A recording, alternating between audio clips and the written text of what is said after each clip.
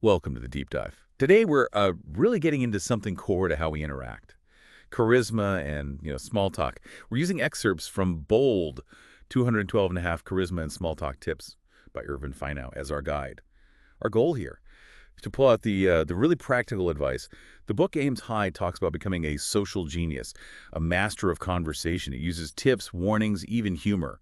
We want to find the essence of that. Right, and it's interesting how the source tackles this. It's not just like, learn these lines. It mentions conscious and subconscious approaches, visual, textual. It's layered because ultimately navigating the social world, whether it's work or personal stuff, really hinges on connection and the impression you make. Okay, let's start with what feels like the absolute bedrock in this source, being present, really paying attention. It talks about giving undivided attention and not just mentally, but physically too. What does that actually look like? Well, it's about showing you're locked in. So good eye contact, yeah, nodding along, actually reacting like appropriately to what they're saying, facing them, having open body language. It all signals, hey, I'm here, physically, mentally, emotionally. And the source notes, this actually helps the other person share more.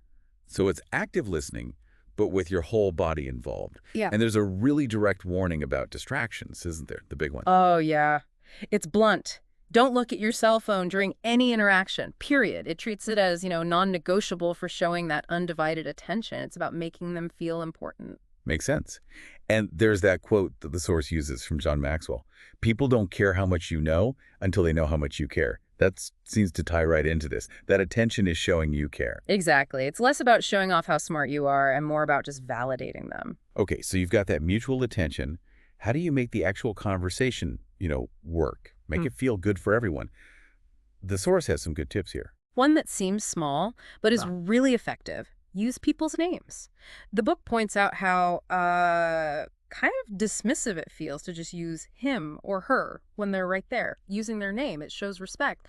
And it also says, after you first meet, don't just keep calling them my colleague or whatever. Use their name. That's so simple. But yeah, it feels much warmer. Okay, what about asking questions? The source says that's central? Yes, but not just any question. Ask for more details. It shows you're actually interested, not just like waiting to jump in.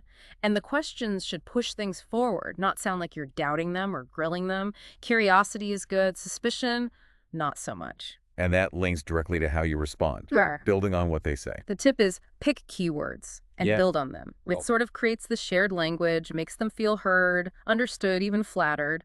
The source admits it takes practice, but people admire it. Okay, there's this really specific one about when someone says what they do for work. Just responding, wow, that's impressive. Yeah, the thinking behind that is interesting. Most people spend a lot of time on their jobs. So just automatically giving them that validation, acknowledging the effort, even if it sounds easy to you, it boosts their feeling of accomplishment. It implies you admire them, makes them feel good, maybe more likely to share more. Huh, that's a neat psychological trick. Yeah. What about holding back? Knowing when not to talk? That's a big one. Don't interrupt. Even if you think you know what they're going to say or you're just impatient, the source points out that talking can be part of thinking out loud for some people. Interrupting kind of messes that up. It's just basic manners, really. It also suggests, like, at parties, maybe let others talk first. Wait for a lull, then your point might land better. Right, and the source is clear. How you say things is as important as what you say. Delivery matters. Totally. Focus first on the delivery, then the words. Your tone, posture, eye contact, it all needs to match the situation and what you're saying. Good delivery makes things clearer, more effective, and it links to confidence. Come across as confident. Own your opinion. And posture gets a specific mention too. Yep. Stand tall, yes, physically.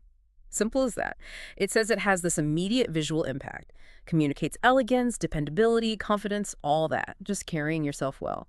It also mentions hand gestures, keep them away from your face. Apparently face gestures can signal nerves or frustration. And, don't point. Just be aware of your body language overall. It even connects your clothes to communication. Dress for the occasion.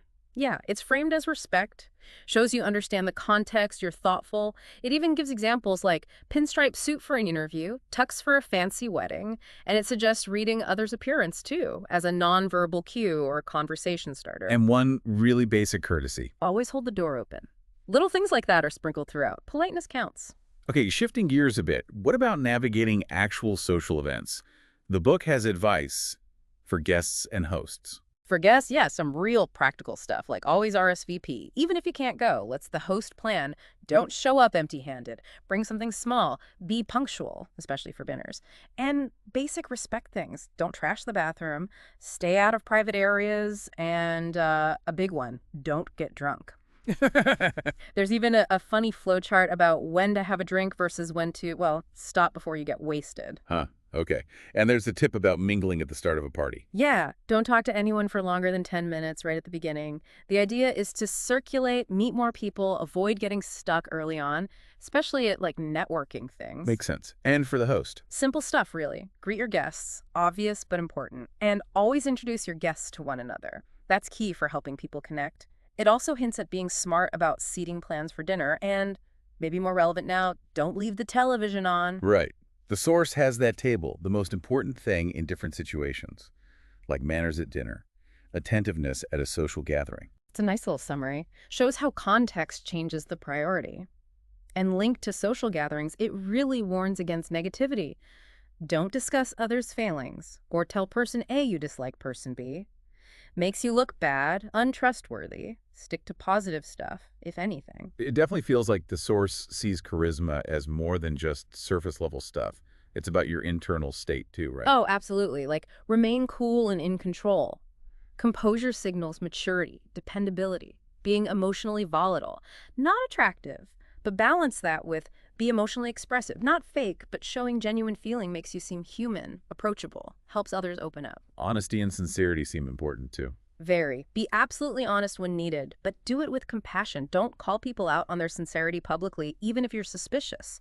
Keep it to yourself. And apologies, don't shy away from a sincere apology. Even better, offer to help, fix it. Owning mistakes is part of it. And just general approach towards others. Err on the side of kindness. That's a core message. Do good deeds. It boosts your confidence too. Care about everyone, not just people you want something from. Don't underestimate people. Don't be a bully. Don't gang up on someone. Actually, it says take the weaker side. And grant autonomy. Let people have their freedom. Trying to control them is unattractive. What about confidence itself? How to project that? Own your opinions. Don't hedge constantly with I might be wrong. Makes you sound weak. Don't broadcast self-doubt. Exude trustworthiness. But, and this is crucial, balance it with humility. Don't brag. Don't advertise your intelligence, and definitely don't be self-important. That balance seems key. And the source says something interesting about true charisma.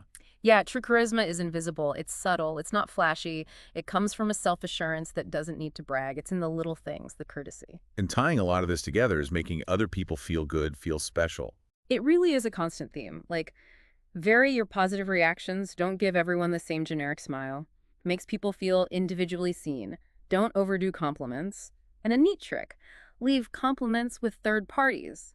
Saying something nice about someone to someone else carries more weight when it gets back to them. Oh, and prompting a friend's story.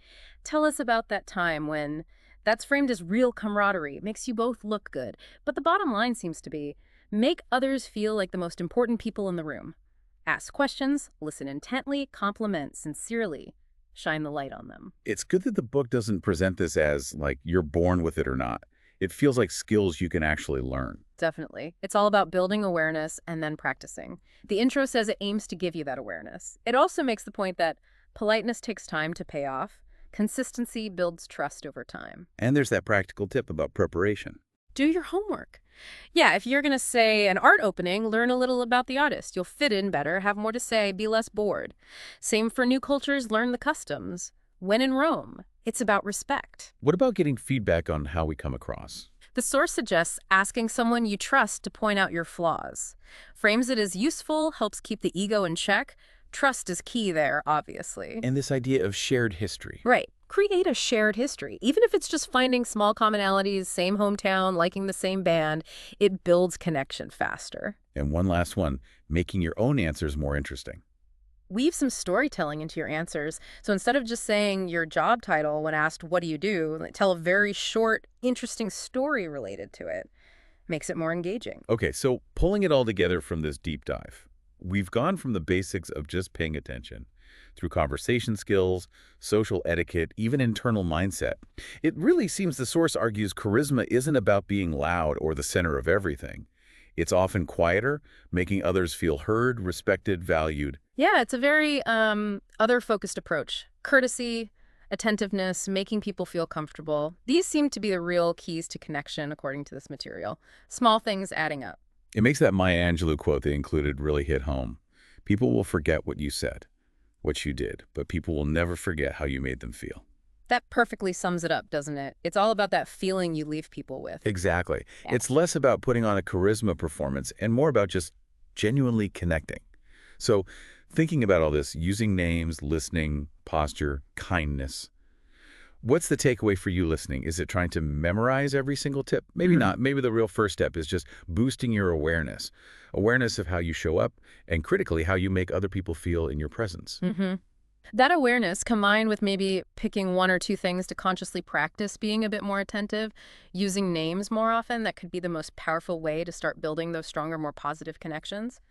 It's not about faking it, but refining how you naturally engage. Something to think about next time you chat with someone.